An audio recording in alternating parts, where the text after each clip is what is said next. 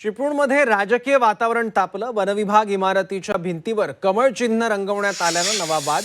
या प्रकरणावर काँग्रेसने तीव्र आक्षेप घेतलाय। चिन्ह 24 तासात हटवण्याचा अल्टिमेटम देण्यात आलाय।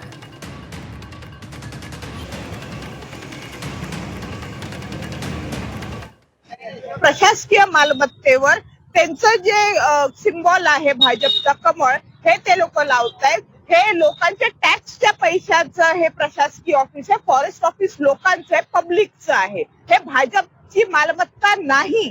त्यामुळे हे जर फॉरेस्ट ऑफिसनी जर 24 तासाच्या आत हे जर काढलं नाही, कारण का आमचे नगरसेवक, गटनेते हे लोक आणि काही पदाधिकारी जाऊन भेटले, तर ते म्हणाले आम्हाला माहिती नाही आणि ते आम्ही 24 तासाच्या आत आम्ही इथे म्हणजे परत पेंट करू।